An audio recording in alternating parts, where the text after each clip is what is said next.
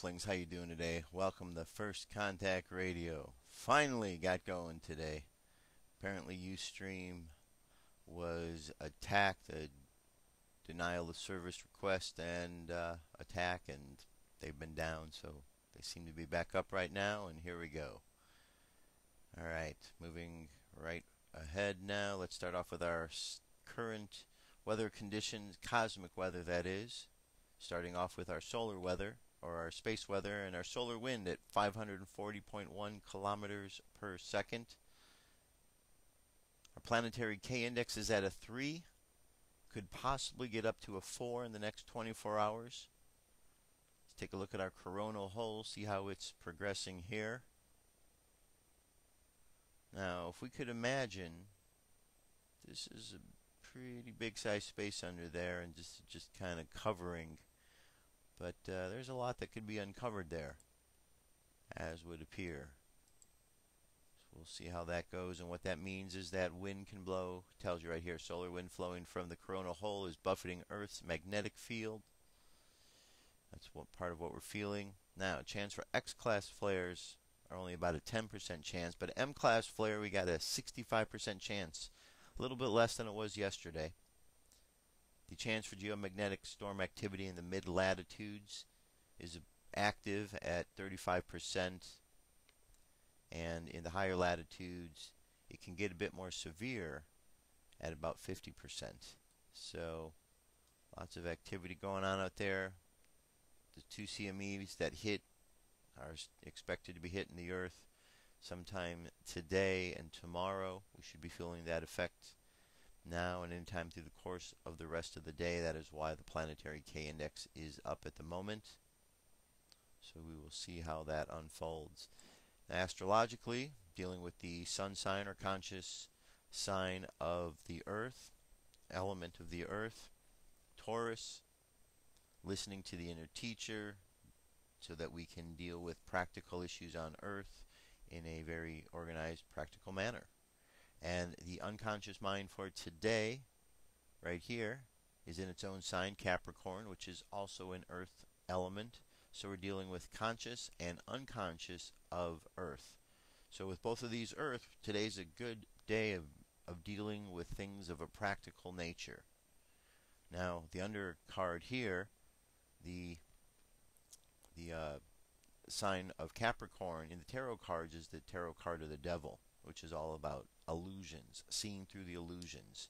It's seeing through the illusion of the physical world as being the be-all, end-all of everything, and when you can see past that, well, there's definitely a lot more that's available out there to be seen. Alright, so conscious and unconscious dealing with Earth. Our moon is 83% full. It's making its way down to a new moon again, but that won't be for about another 10 days or so. Our Mayan Oracle, we've on a 7-day, which means we've made it to the 7th position, and we're also the 7th tone. The 7th tone right here is the bar, which is 5, and the 2 dots, 1 each, so that's 7. So it's called the resonant tone. And then right in the middle is our kin for the day, which is the dragon. So today is called the resonant dragon. And then you go back up to the guide, which is the Skywalker. So the resonant dragon guided by the Skywalker. And the supporting cast members around it are the monkey, which is the challenging energy. So the idea of challenge, the monkey is about playfulness. So the idea of play is a challenge. To not get caught up in the seriousness, but look for the playfulness about things. We're challenged by that. The like-minded energy is the mirror, the reflection. So when we look around in life, we see reflections, we learn the lessons of the like-mindedness of the reflections around us. And then the challenge, or not challenge, but the underlying energy, the hidden power, which is called the cult. And the word occult just means hidden, that which is hidden. Nothing more diabolical than that. And the hidden power here is universal fire, the sun that's shining within us. And as we allow it to shine bright, we shine brighter. All right, now the phrase for today is I channel in order to nurture inspiring being. I seal the input of birth with the resonant tone of attunement.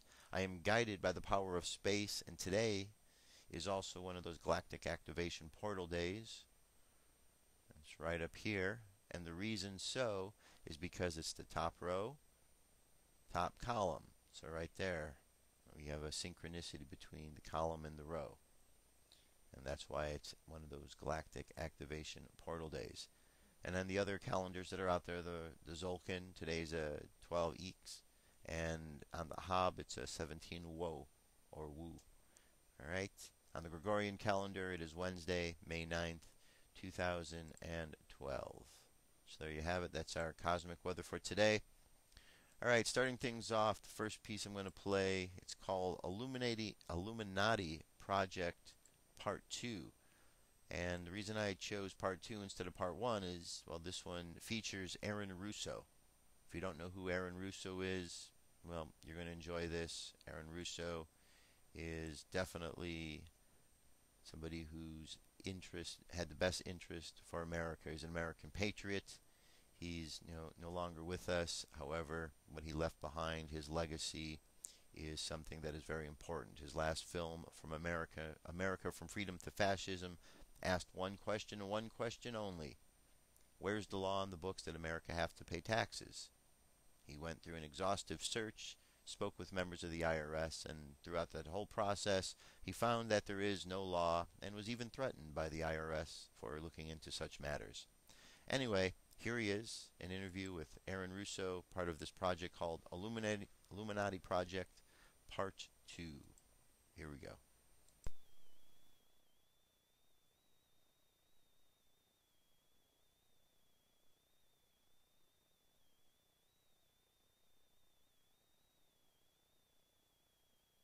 The ultimate goal that these people have in mind is the goal to create a one-world government run by the banking industry, run by the bankers, and they're doing it in sections. The European currency, the euro, and the European Constitution is one part of it.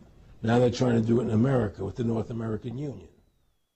Eric, can you be specific about when you met Rockefeller, how it happened in these discussions? I met Rockefeller through a female attorney I knew who called me up one day and said, one of the Rockefellers would like to meet you. I had made a video called Mad as Hell, and he'd seen the video and wanted to meet me and knew I was running for governor of Nevada. So sure, I'd love to meet him. And I met him, and I liked him, and he was a very, very smart man. And we used to talk and share ideas and thoughts. And he's the one who told me 11 months before 9/11 ever happened that there was going to be an event. Never told me what the event was going to be, but there was going to be an event, and out of that event, we were going to invade Afghanistan to run pipelines from the Caspian Sea. We were going to invade Iraq, to take over the oil fields, establish a base in the Middle East, and make it all part of the New World Order. And we go after Chavez in Venezuela. And sure enough, later 9/11 happened, and I remember he was telling me how how you're going to see soldiers looking in caves for people in Afghanistan and Pakistan and all these places, and there's going to be this war on terror, of which there's no real enemy, and the whole thing is a giant hoax, but it's a way for the government to take over the American people. He told you it was going to be a hoax. Oh, yeah. Oh, yeah. There's no question. He says, there's going to be war on terror. And he's just laughing. There's no... Who are we fighting? I mean, why do you think 9/11 happened and then nothing's happened since then? Do you think that our security is so great here that these people who pulled off 9/11, who were able to, can't knock down another plane? Come on, it's ridiculous. Endless war on terror without any real enemy. That you can never, so you can never define a winner. And did he say that it's going to be perfect because you can't define an enemy? It just goes on and on? Yeah, because you can't define a winner. There's no one to beat, so it goes on and on forever. And they can do whatever they want. They scared the hell out of the American public. Look, this whole war on terror is a fraud. It's a farce. It's very difficult to say it out loud because people are intimidated against saying it. Because if you say it, they want to make you into a nutcase. But the truth has to come out. That's why I'm doing this interview. The fact of the matter happens to be that the whole war on terror is a fraud, it's a farce. There's a war going on in Iraq because we invaded Iraq. And people over there fighting, you know. But the war on terror, it's a joke, you know. And until we discover what really happened on 9/11 and who was responsible for 9/11, because that's where the war on terror emanates from. That's where it comes from. It was 9/11 that allowed this war on terror to begin. And until we get to the bottom root of 9/11, the truth of 9/11, we'll never know about the war on terror.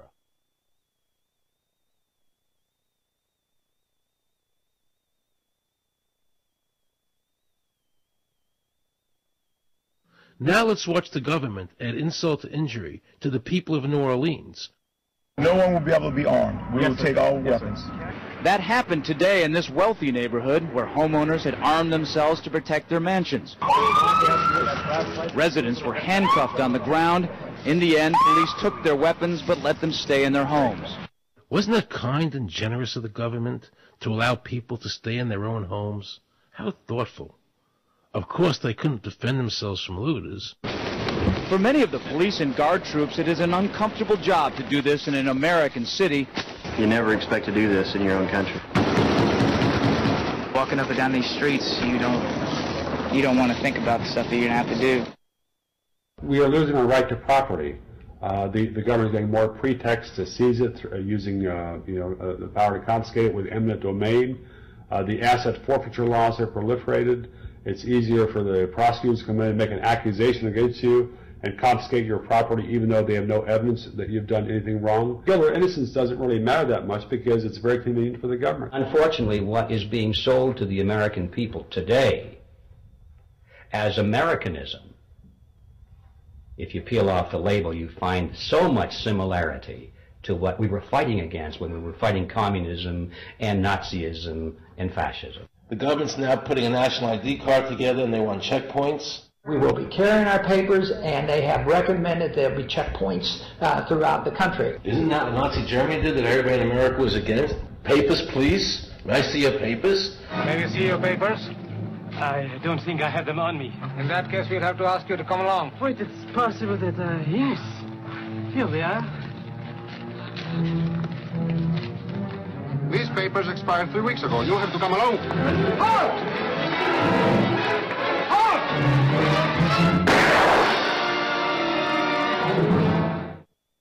The new legislation, the national ID card is in it. It takes 3 or 4 pages to describe, and it will be connected with our driver's licenses. The states will be instructed on exactly what they have to do. Social security numbers will be used. Some type of a physical proof, such as fingerprints or retinal prints, have to be on it.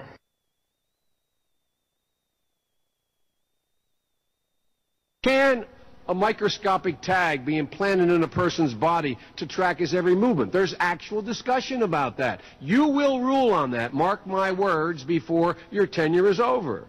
Homeland Security folks, the Department of Defense and others have expressed an interest in being able to more closely monitor the U.S. populace, and one way to do that, of course, would be being able to determine who buys what and where they take those things.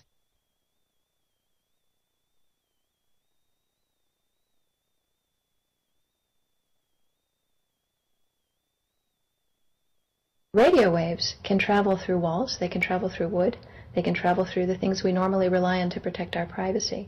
For example, your purse, your backpack, your pocket, anything you're wearing or carrying. Kraft Philadelphia cream cheese has been tagged with RFID and sold to consumers, as have Mach 3 razor products and other Gillette razor products, without the knowledge of the consumer. One of the tiny chips could actually even be the dot on the letter I on the back of the fine print on a package that you purchase. They were talking about having reader devices in every airport, on every bus, on every train, on every port, on every dock. One of the most worrisome applications of RFID are proposals to put them into cash, meaning that you would be able to track every banknote, where it had been, who it had been issued to, and create, in essence, an audit trail.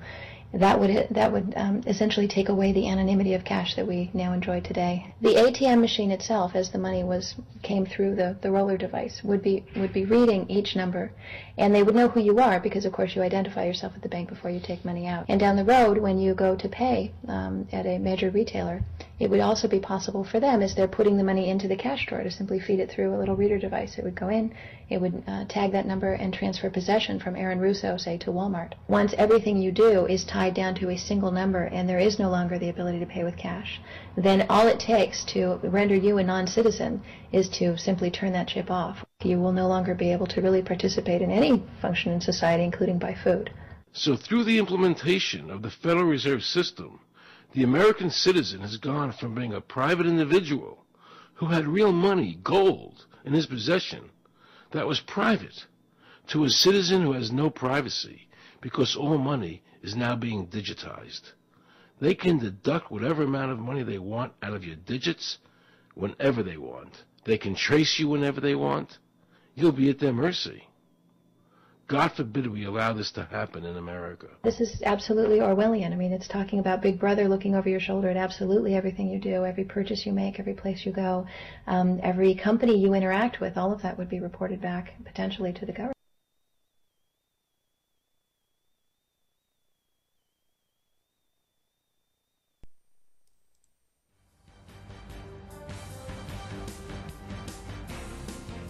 This is the UFO News with Joshua Poet.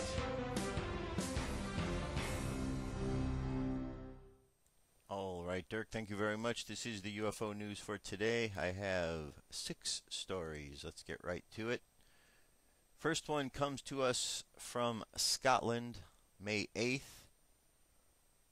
This was a huge bright object flying across the night sky above Midlothian. Let's look at this. Alright, huge glow, May 8th, using night vision. Alright, we've seen these before. The single glowing lights up in the sky.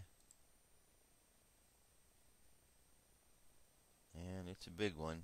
Look how it's moving past all of the other objects out there.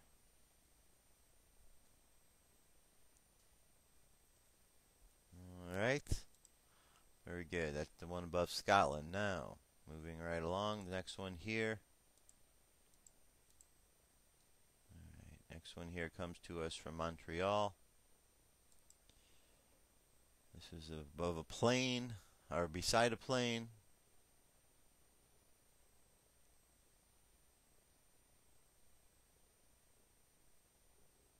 Alright, this is from May 8th.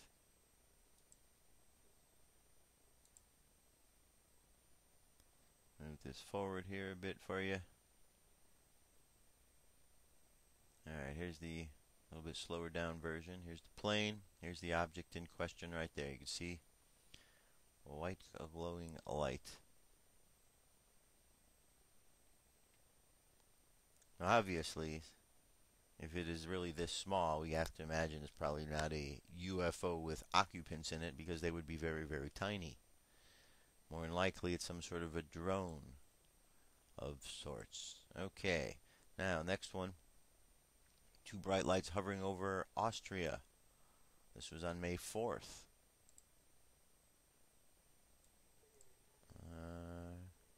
Alright, see the lights right there in the middle there?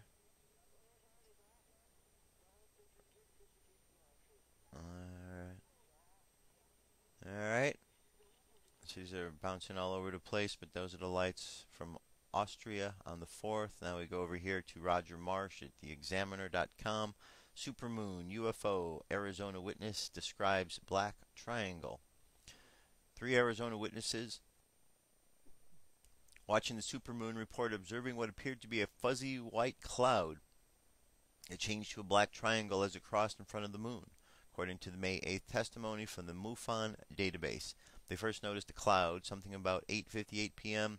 Something made me look up, and I noticed a dim, fuzzy white cloud-like object moving across the north to the south, reported the witness. I told my wife and neighbor lady who took to look up, and we watched a cloud moving rather fast with no sound or blinking lights like a plane has. When the object turned east and passed in front of the moon, we could see it change into a solid black triangle. As it went past the moon, it turned to a dim fuzzy white cloud and faded out of sight as it continued to travel east.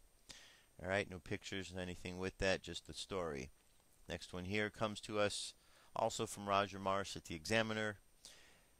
National UFO Examiner featured on topic UFO with Rick Scouler. Web radio show topic UFO with host Rick Scouler featured the National UFO Examiner on a recent weekly episode. Scouler uses a combination of audio and video and post shows on YouTube in a 1-hour format. The show can be seen and heard at this link. Join us this hour for Scouler and talk about UFOs and my work with the MUFON as here and the phenomena. All right. And one more. This is also Roger Marsh. Two Vermont, two triangle UFOs reported hovering over Derby, Vermont.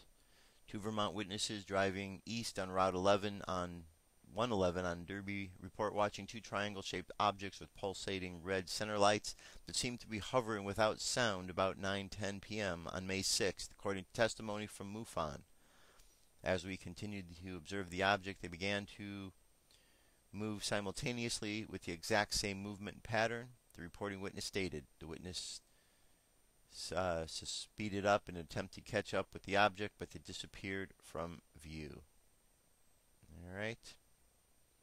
That's the last of the reports, the UFO news for today. Let's jump away to a song. Wake up. I'll be right back. What if our government was responsible for some of the greatest crimes against this nation? Would you really want to know? These are big questions, but these questions deserve answers. It's time to demand the truth. People shouldn't be afraid of their governments. Governments should be afraid. 9/11 was an inside job. Kennedy was killed by the CIA. Jimmy Carter saw UFO. Answers to secrets you need to know. So wake up, wake up, wake up, wake up. Wake up, wake up, wake up. Wake up, wake up, wake up, wake up. Wake up, wake up, wake up.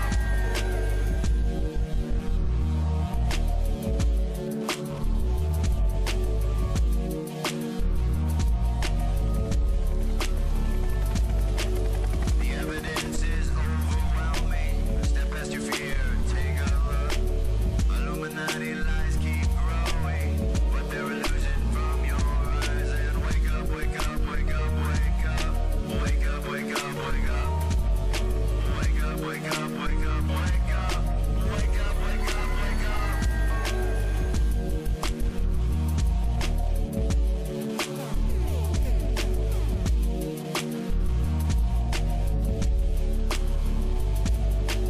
What would our founding fathers say if they were alive today?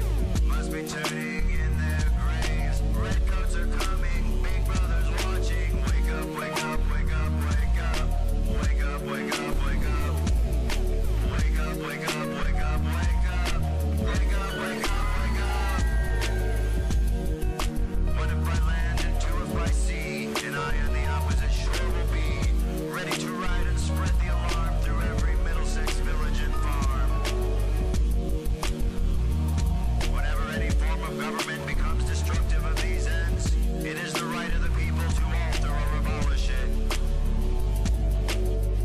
When a long train of abuses and usurpations, pursuing invariably the same object, evinces a design to reduce them under absolute despotism, it is their right, it is their duty to throw off such government and to provide new guards for their future security.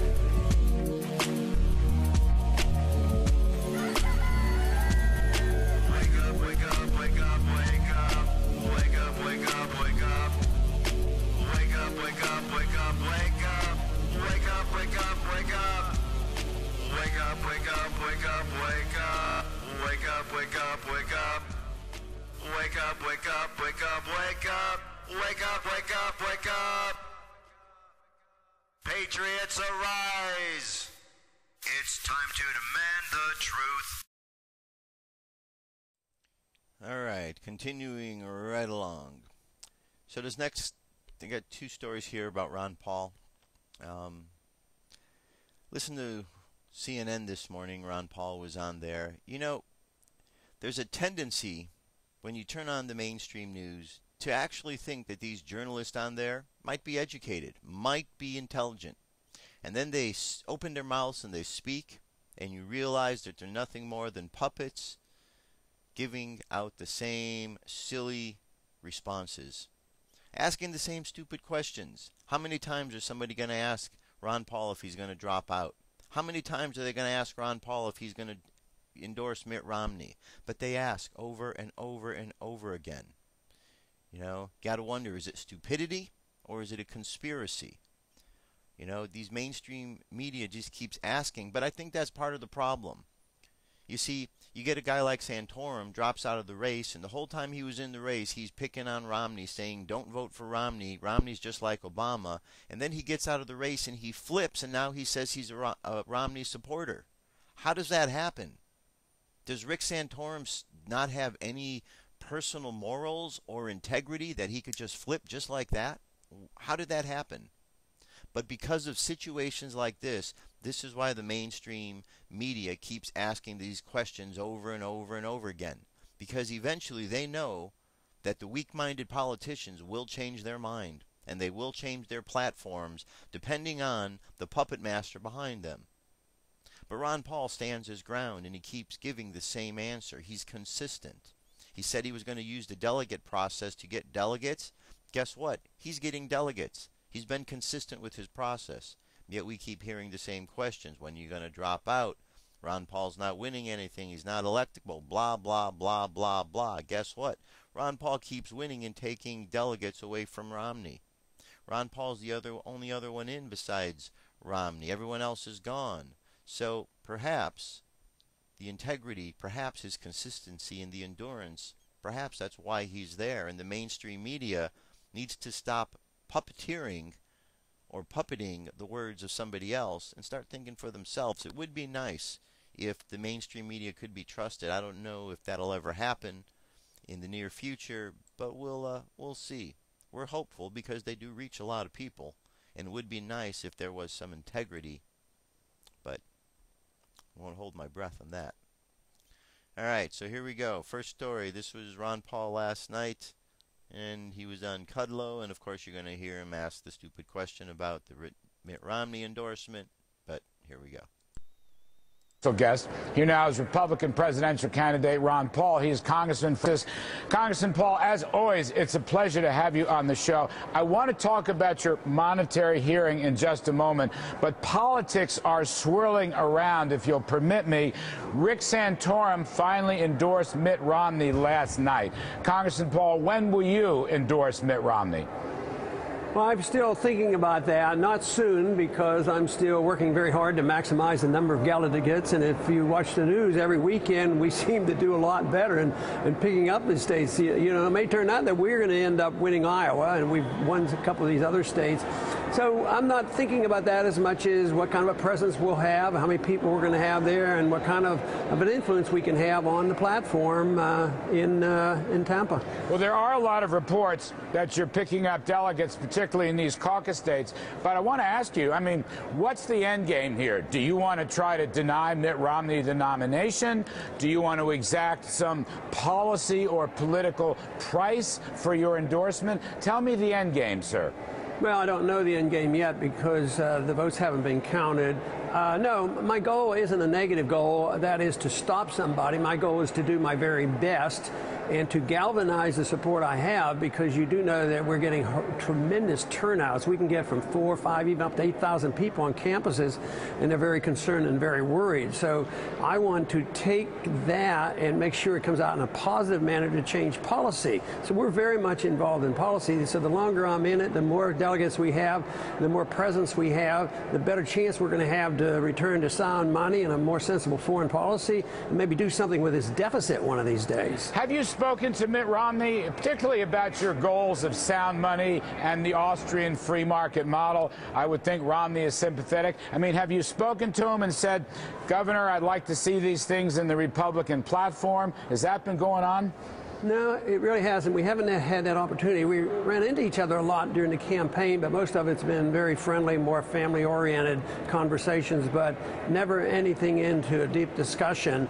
And, of course, on the surface and in the debates, I found out, as he probably did too, that we don't have a whole lot of precise agreements, you know, on our platform when it comes to foreign policy or monetary policy.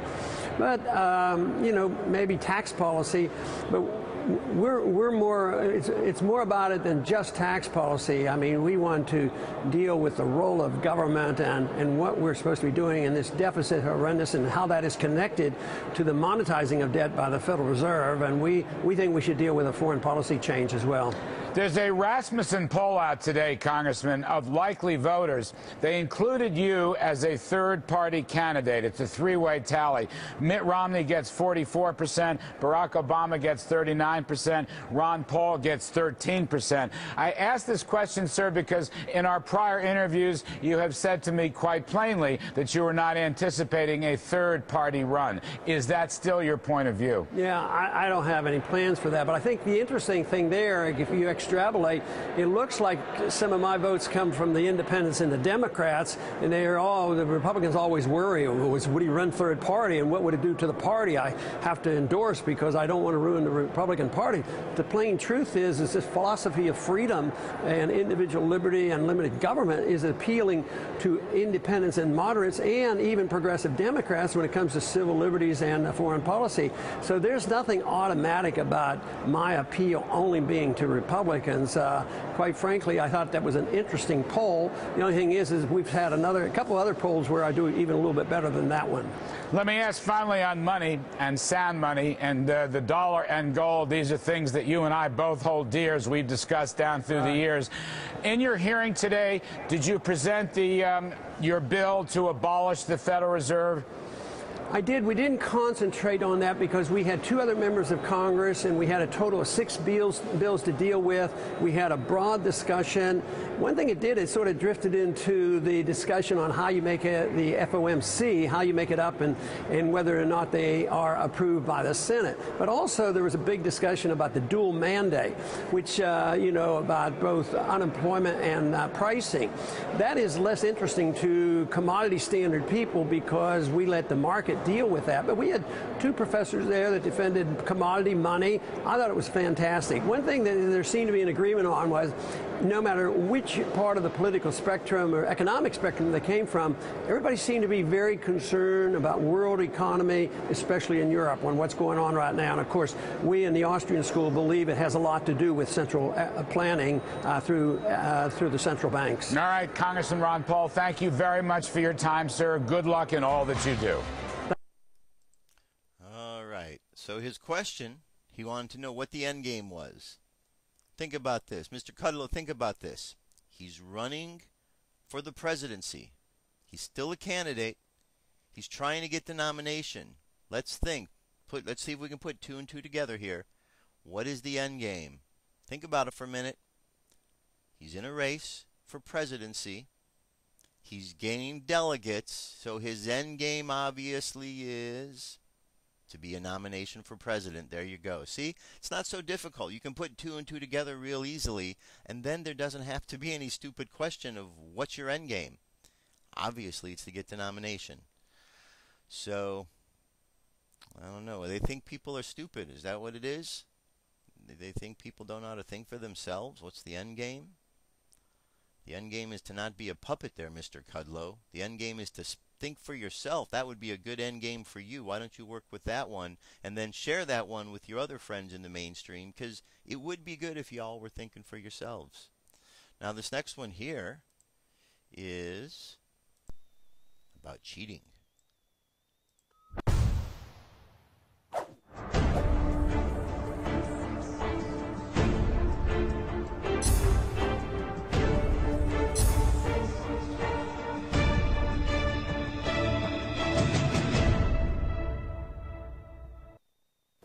Hey, welcome back everyone. I'm Matt Larson 10, and there seems to be some controversy going on in the RNC. Recently, Jeffrey Bales, a member-at-large of the Pima County GOP Executive Committee from Tucson, Arizona, has brought up a violation of the RNC rules, specifically number 11. I want to read to you direct quotes from his testimony and what he had to say.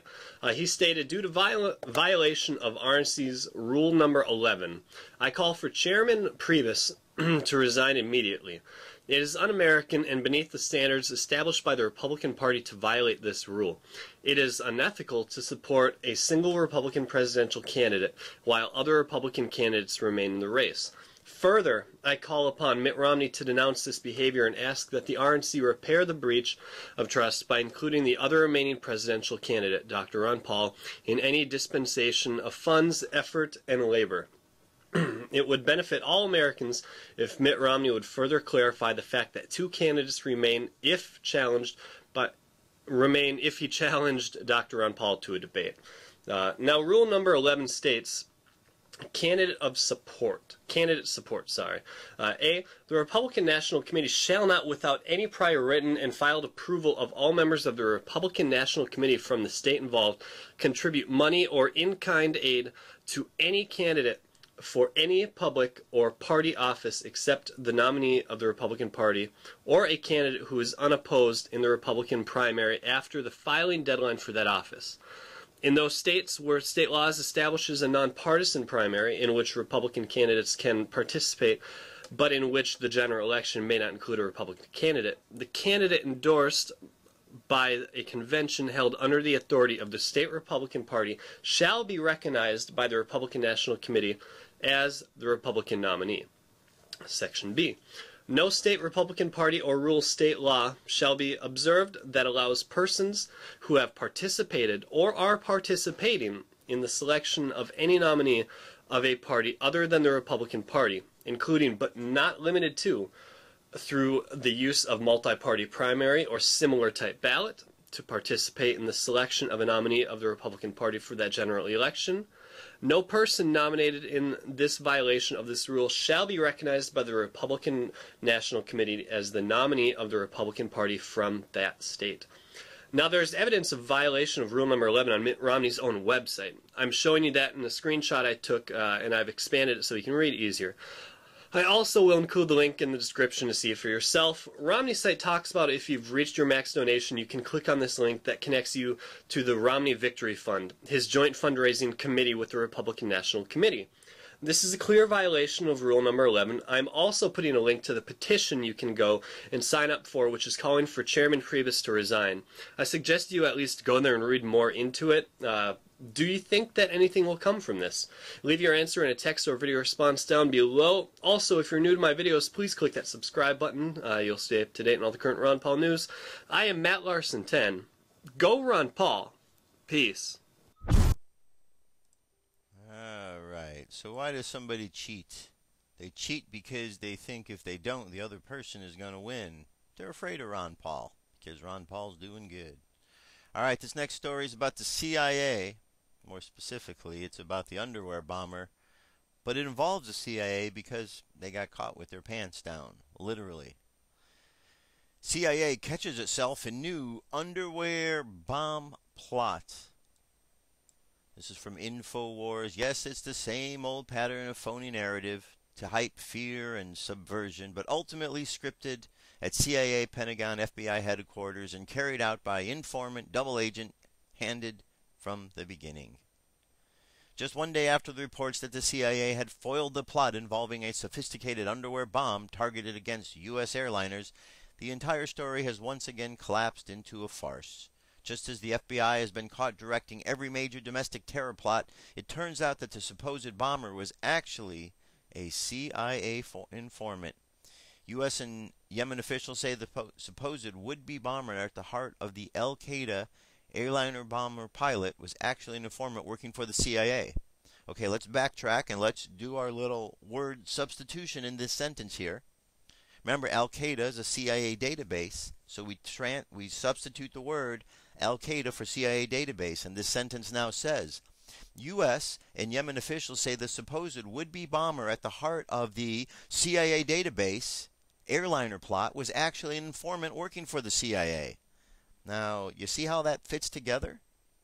The CIA database, and he ended up being an informant for the CIA. They work together really easily because the truth is in the actual understanding of what the Al-Qaeda is. Database, terrorists trained by the CIA. Therefore, it makes sense that one of them. See how that is? Simple math on this show, putting together 1 + 1 = 2. That's all it is. 1 + 1 = 2. Here's another one. UK bans self-defense expert from entering the country. This is from Paul Joseph Watson at InfoWars.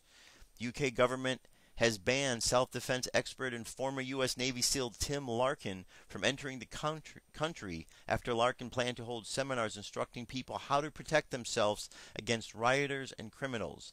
Tim Larkin tried to board the plane from his home in Las Vegas on Tuesday, but was given a UK border agency letter saying his presence here was not conducive to the public good. The banning order reflects how the coalition government is continuing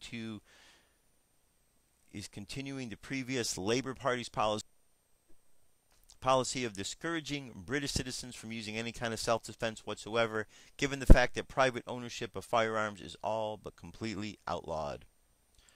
So if you're in the UK, I guess you got to find your own way to defend yourself, because Tim Larkin will not be there to show you. But you know what? I bet he's got a bunch of videos online, so you can go and check those out. All right, E-News. ENU News. Fukushima Daiichi Worker. Nothing can be done except to leak radioactive water. Honestly, feel that we're dumping massive amounts into ocean will spread over the world, reaching Hawaii and U.S. soon. All right. Let's see here. It says, possibly angry at the situation on April 21st, a 62-year-old nuclear worker broke the silence on the continued leakage of the contaminated water from Fukushima Daiichi. Speaking to me, he requested anonymity for fear of losing his job. He supervises a construction site aimed at building a new facility to extract radioactive materials such as cesium and strontium from the contaminated water used to cool the plant's crippled reactors. He revealed that the current facility removes only cesium and that other radioactive materials such as strontium cannot be cleaned up. He expressed astonishment at the scale of the cleanup operation. You know how much contaminated water is stored at Fukushima Daiichi site?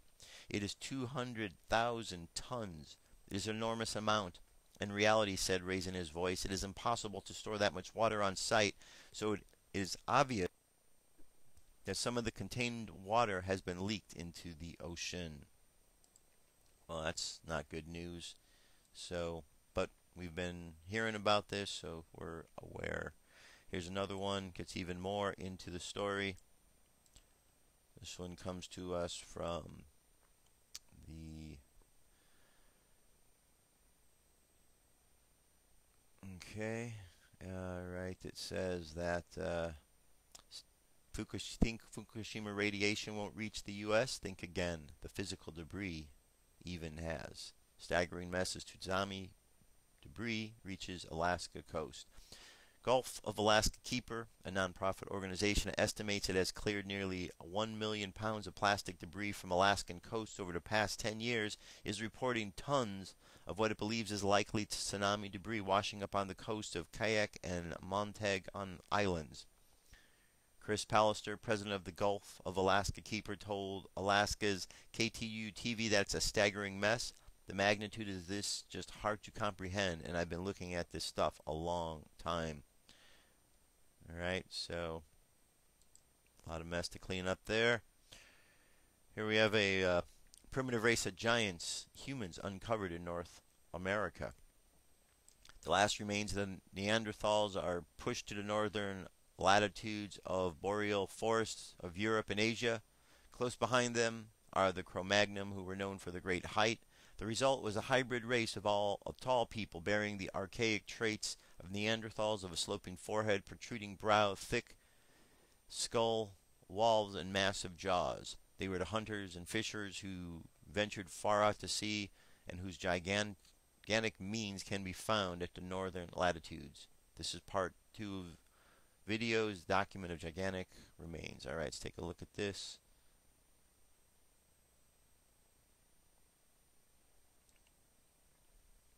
This is a skull with the headdress of the hunters and the fishers. Alright, so this is a good article. Very interesting, these giants they're finding. This isn't the first one. Remember the other ones they found? The images, the Nephilim. So, large people on this planet is not new. Alright. Now, this is in regards to News Corporation, Rupert Murdoch, and one of his largest backers. News Corporation's second biggest shareholder says phone hacking scandal is damaging company's name. Prince Walid bin Tal, the second biggest shareholder in Rupert Murdoch's News Corporation, has revealed his frustration with the fallout from the News of the World phone hacking scandal, admitted that it is harming the reputation of the company overall, not just its publishing interests. Alawid is a nephew of Saudi Arabia's King Abdullah, and according to Forbes magazine, the 29th wealthiest person in the world, with a fortune of $18 billion. He owns large stakes in Citigroup, Apple, Canary Wharf, and London's Savvy Hotel, as well as 7% of the voting shares in News Corp, which on Wednesday announces its results for the 3 months to the end of March. Analysts expect profits to rise around 19% from the same quarter last year. Alawid said that although News Corp was very diversified with interests covering books, magazines, newspapers, televisions, and film, the phone hacking scandal was having a company-wide effect. I really hope this is behind us because really it is not helping the name of the company, he said. We hope this page is folded and put behind us because really it is something not to be proud of. That's true, it's not something to be proud of, Prince, but you know what? You need to know that your company, News Corporation, well, they're pretty corrupt on the news they report. They're not very honest, and if this is your first concern, well, you need to pay a little more attention there, Prince, because there's a lot more problems than just that one. Now here we got a problem with old Mr. Shuck and Jive himself. That's my new name for him, Mr. Shuck and Jive, because that's all this guy does. He's shucking and he's jiving there in the White House. Here we go. From the Washington Times. New Obama administration rule allows the destruction of selective service microfilm. Changes in the wording of selective service system record-keeping requirements made days after the opening of an investigation into the alleged forgery of President Obama's selected service registration form raised serious questions about U.S. government intentions. The new rules allow existing companies copies of documents that may be sought by investigations to be destroyed.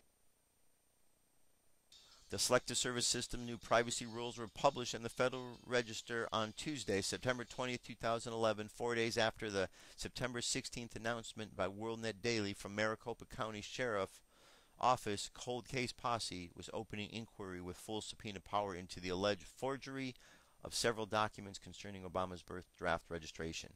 The new rules, which constitute the first update selective service privacy regulation in 11 years, were published under the title Privacy Act of 1974.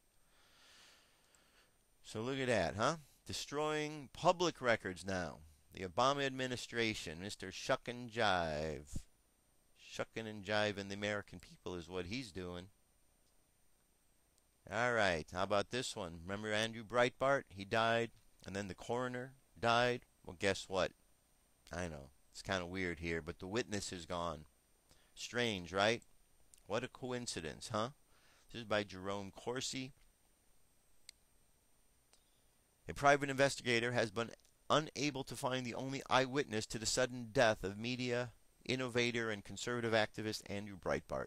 The apparent disappearance of Christopher Lassiter, who says he saw Breitbart drop on the sidewalk in front of a restaurant, adds to the mystery surrounding Breitbart's March 1st death. On the day the Los Angeles County coroner released Breitbart's autopsy report, a photographic technician at the coroner's office died suddenly of suspicious causes. In addition, the Conservative Political Action Conference in Washington, D.C., just 3 weeks before Breitbart's death, where he promised to unveil damning new video evidence of Barack Obama's radical past that would change the election, Breitbart gave WND details of his upcoming revelations and claimed to WND that he had a video showing radical Weather Underground terrorist Bill Ayers and Barack Obama at Harvard planning revolution in the United States. But the video aired just after he died was Obama introducing a Harvard professor, and the general response was flat. We're going to go on here, but suspicions around the case. Alright. Very last thing we're going to do before our meditation here is I'm going to play this clip here. It's called Collapse Crisis Leading to Civil War. This is Charlie McGrath. And always a good point of view. So check it out. Here we go. Hi, my name is Charlie McGrath. I am the founder of WideAwakeNews.com, host of Wide Awake News Radio that broadcasts on the Rinse Radio Network. Are we on the verge of civil war in this country? Now, if you said that to somebody who was completely asleep, who just plugs into the mainstream propaganda, they would think you were absolutely crazy. But according to Doug Hagman, he's a private investigator, also one of the founders of Northeast Intelligence Network, that's exactly where we are. Now, before we get into Doug's story, I want to take a look at where we're at in this country and where we're at in the rest of the so-called West right now. In 2008, we lost any form of representative government. We had our representatives go before the cameras and say we're not going to authorize this bailout. We all know the result. The Dow fell 600 plus points the next day. Carte blanche was given to a bunch of central banks and a bunch of private banks that make up the ownership of these central banks. Now, inside of Europe, it was a little bit different story. You have 17 nations that use the euro as a currency. Each one of them has a representative government. These are stumbling blocks that need to be taken out one at a time. So we started with Greece. We started with Greece and getting rid of their leadership, putting in technocrats. Then we did the same thing in Italy. Then we passed so-called bailouts, giving more wealth and power to the private banks that own the central banks of the world. And that was claimed to be success. Now we see the same thing happening in Spain, where it's going to be a much larger problem. So we have technocrats being installed inside of Europe. We have the United States government that has been completely taken over by private banks.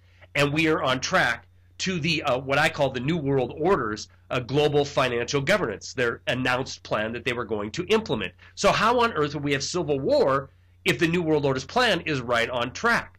Well, there's a slight problem. Inside of Europe, these 17 countries that make up the nations that use the euro, the folks are catching on. The people are catching on. And this is being helped by outrageous acts of civil disobedience and civil pushback, such as people killing themselves in front of Parliament because of onerous austerity that's being implemented in Greece. People are waking up because of groups such as Occupy movements, Occupy the World. People are realizing that all this austerity, all these bailouts, all this talk of indebting nations is going to save the private banks that brought these nations to the brink in the first place. The same private banks that just happen to make up the ownership of the central banks around the world. So we see an election in France that is going to get rid of Sarkozy and is going to put in a president that is going to say enough with the austerity. Now, this plan, Plan B, I think was planned for as well. If you can't take it over by buffaloing the people that more debt is the solution, then we will go to Plan B, which is implement chaos around the world. How are you going to do that? Well, according to Doug Hagman and his inside source at the Department of Homeland Security, it's a dollar collapse. You collapse the U.S. dollar and everything falls apart. What would that look like inside this country, where we have millions, 310 plus million people in this nation, the vast majority of them believing everything is under control, because somebody on television tells them it is, and somebody in Washington, D.C. tells them it is, and the Dow Jones is hovering around 13,000 points. All it takes is China, who's not quite extremely happy with the United States because of our meddling inside the Middle East and North Africa, calling in their marker on $1 trillion of debt, or Russia going to the plan that they've announced that they would like to pursue, which is an alternative currency, perhaps something backed in U.S. gold, and then we have instant dollar crisis. Now, Doug Hagman isn't the only one saying this, even though his inside source paints a picture that seems to be credible. We have Gerald Celente coming out last year talking about this year, in 2012, we will have a currency crisis leading to a dollar collapse, leading to civil unrest and pushback. So is it just coincidence that everything from the Patriot Act up till now was put in place to fight fictitious terrorist wars around this planet, or was it put into place in order to corral the people of this country that stepped up and said enough is enough? If we look at National Defense Authorization Act 2012, that's exactly what it does. It makes people like myself and others in alternative media, and you, if you dare to speak out, a potential enemy of the state you can be black-bagged and gotten rid of. Recently, a report came out, FM 3-39.40, an Army manual that shows re-education camps being set up in this country so political dissidents can be re-educated or dealt with. Now, a lot of people think that this is having to do with foreign wars, but it's not. If you read this document, it's for inside this country as well. We have Samantha Powers being put at the head of this new branch of government, this Atrocities Prevention Board, that basically says any government that can't take care of its people should have a UN type force, an international force, come in and take over. All these legislation, and many of them I'm not even mentioning in this video, they all point to one thing: that Doug Hagman and his source may be absolutely correct. Maybe the Department of Homeland Security is expanding the military or this security industrial complex in order to put the boot heel of tyranny on the people of this country. Maybe they're buying millions and millions of rounds of ammunition, not to go after terrorism, but to go after the people of this country who dare to speak out. America, it is time to wake up and realize what you're hearing by the mainstream media is garbage. What you're hearing from these would-be politicians that would be the president, such as Romney and Santorum, they are towing the party line.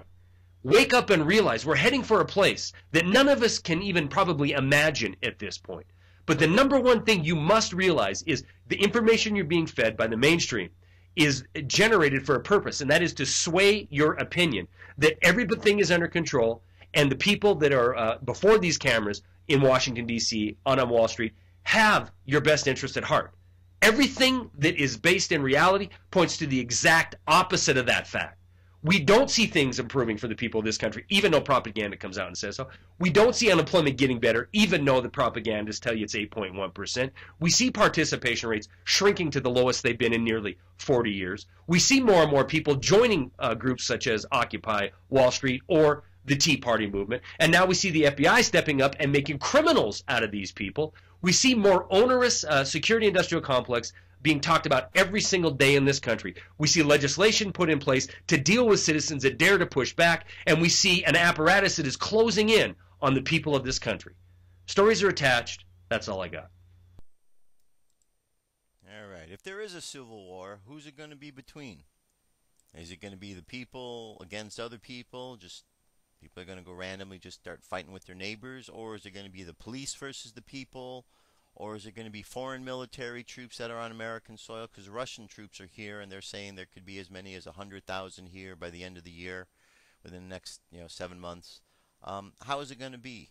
I don't know. But I'm going to put my money on the people if indeed something goes down, because there's more people than there are causing the problems. And, you hear all of the messages. How many times you have to hear somebody saying, wake up, wake up, wake up. Everybody that you hear in the alternative media is saying, wake up. Either we are all crazy, lunatics, don't know what we're talking about, or there's a lot of people around the planet that are putting things together and understanding that there's something going on. I can't put my finger on it, but something's going on. And I can look at all the signs. And there's one after another, after another, after another, after another. You have to be completely brain dead to look at all that's going on and not realize that it's leading to somewhere. So, where is it going? I think that's up to us. It's up to the people to decide where they're going to allow it to go. Because when the people stand up and speak, things can happen very quickly. When the cockroaches in Washington, the ones who are failing the people, when they realize that the people are not listening to them and are taking matters in their own hands, things will change really quickly, folks. So, for those who are out there that are woken up, good job. Excellent. Excellent. For all those who are still asleep, we're hoping that you're going to wake up soon, sooner than later. And, well, that's all that we can say about that one. All right, very last thing for today, as always, is our meditation and a prayer to close things out. So go ahead and close your eyes. Relax. For the next few minutes, clear your mind of any thoughts. Imagine that you are walking into a movie theater,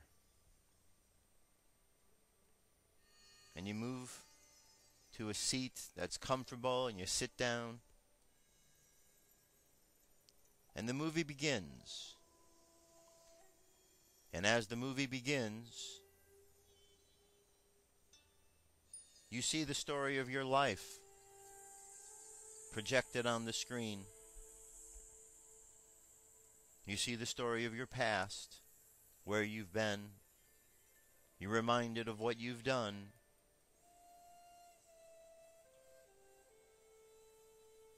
And you see the story of where you are now. And as you continue to watch, the screen changes. And you begin to see images that are new. Images of the future. Images of your life and where you are headed. And sit there and just watch the screen and see what images are being shown to you. See what messages are being given to you. Go ahead and watch.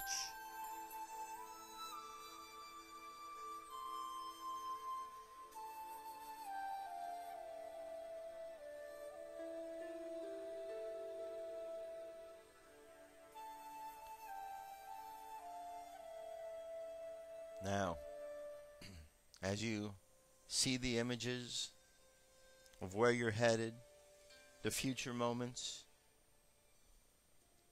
know that you have the opportunity to manifest that future into your life if you so desire.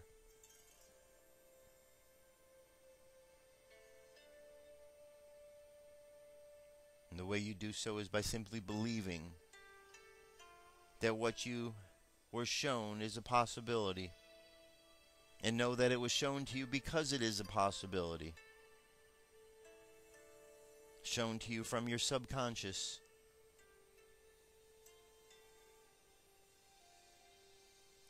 And know that any time you wish to go into this movie theater in your mind, all you need to do is go, sit, and watch. And each and every time you do, more information will be relayed to you. More information about your past, your present, or your future. So now imagine yourself walking the path of life, having seen a future direction, a possibility of the direction you might go. And as you're walking along, make sure all your chakras are activated. From the bottom of the spine to the top of your head. Red, orange, yellow, green, blue, violet, and indigo. Honor your connection to all that is, was, and ever shall be. Let's send a thought around the world of love and happiness for everybody on the planet. Let's think of the word freedom and know that all humans have the opportunity to free themselves from the injustices by just stepping up into who they are and allowing their integrity to come forward. And as we think of truth and integrity, let's hold that ideal high in our mind's eye. As we bring our energy and attention back to the present moment on the count of 3. 3, coming back to the present moment filled with confidence. 2, coming back to the present moment filled with faith. And 1, coming back to the present moment happy, healthy, and whole. There you have it. That's our show, our prayer, our meditation. Thanks for being here. It's a pleasure as always to be here in each and every day. I'll be back tomorrow with more news information. Be safe out there. I'll be back soon. Peace. I'm out of here.